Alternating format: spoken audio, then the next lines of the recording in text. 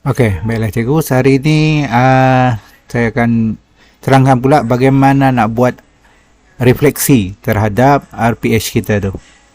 Okey. Bila RPH kita dah siap, data dia ada di sini. Contoh kita ambil 4 data lah cikgu. Ini yang pertama sampai yang keempat. Dan kalau kita tengok di sebelah hujung ni, data kita ni, dia ada bahagian refleksi pembelajaran. Dia masih kosong. Yang hadir pun kosong, pelajar tak hadir pun tak ada lagi. Jadi kita nak buat refleksi ni supaya kita isi bahagian refleksi bahagian bawah tu.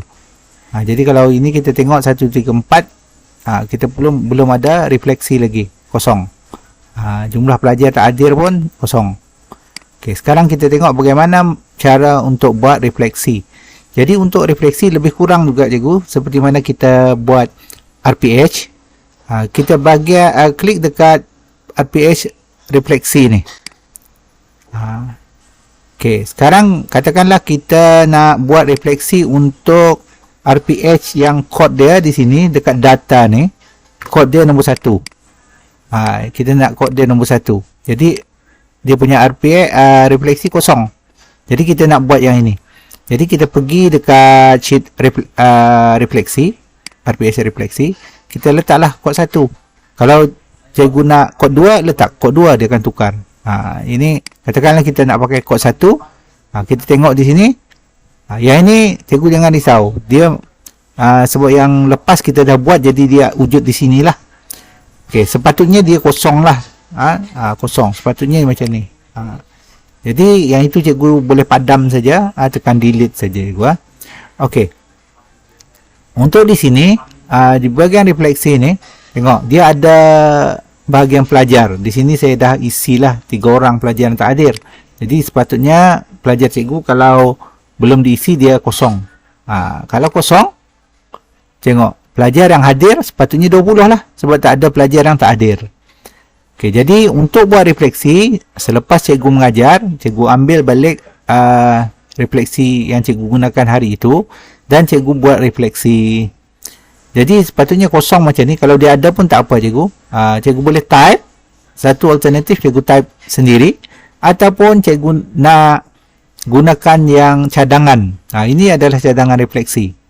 Jadi dia ada banyak cadangan di sini, refleksi keberkesanan pengajaran, pemahaman pelajar, refleksi berkaitan dengan cabaran pembelajaran, jadi dia banyak.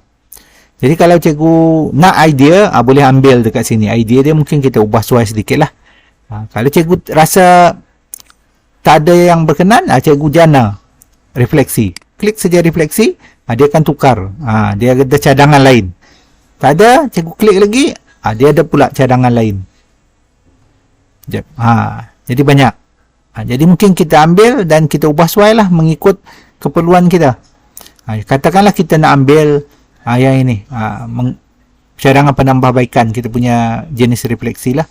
Cikgu klik saya dekat sini, klik, kemudian cikgu salin refleksi. Dia akan salin ke sini. Dia akan jadikan refleksi cikgu. Jadi kalau cikgu nak ubah suai refleksi ini, cikgu klik di sini dan cikgu type lah. Boleh tambah. Contohnya kita tambah apa-apalah. Nombor 1. Jadi kan nombor 1 lah. Bila dah siap, sebelum cikgu simpan refleksi cikgu ni, cikgu pergi cari siapa pelajar cikgu tak hadir hari tu. Jadi senarai pelajar ini dia akan diambil dari bahagian setup ini, senarai cikgu di dekat sini. Dia akan ambil dari sini. Jadi senarai itu katakanlah ada 2 orang pelajar cikgu tak hadir. Katakanlah kita Hafiz seorang, kita ambil yang, kemudian kita ambil Hong lah, 2 orang. 2 orang ni tak hadir. Jadi apa yang akan terjadi bila cikgu letak 2 orang ini, dia secara automatik akan bagi tahu bilangan hadir adalah 18 orang daripada 20. Jadi kita tengok yang ini ada 2 orang yang tak hadir. Okay, jadi bila dah siap, cikgu boleh tekan simpan refleksi, tekan butang dekat sini. Kalau dia 6 atas lah, nanti kalau ada 6 bawah, tekan 6 bawah lah. Okey. Ataupun tekan di sini, sama saja. 6 atas, 6 bawah.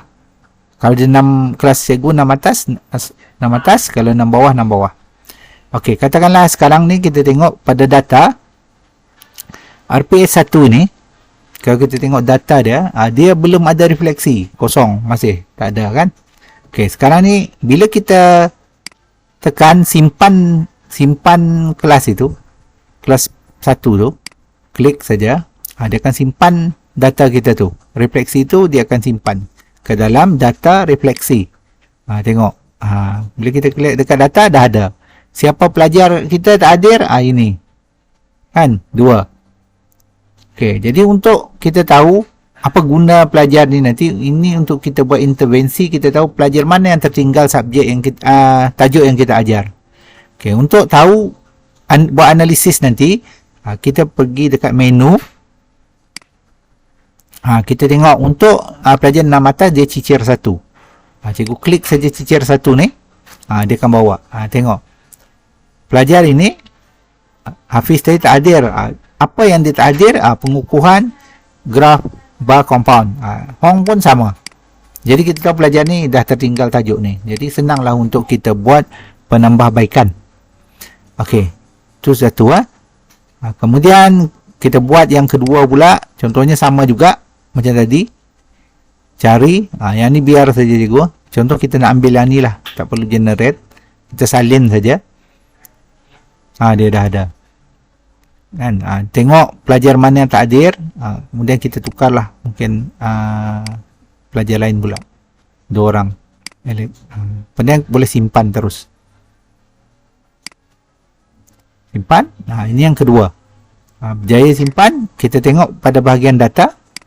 Yang kedua dah ada dekat sini. Ataupun tengok kepada bahagian menu dia nanti, pelajar tu pun sama, tak hadir dekat sini. Jadi cikgu boleh tengoklah balik bahagian tak hadir tu nanti. Okey, kita buat mungkin untuk 3 RPS lah cikgu. Kita tengok sini.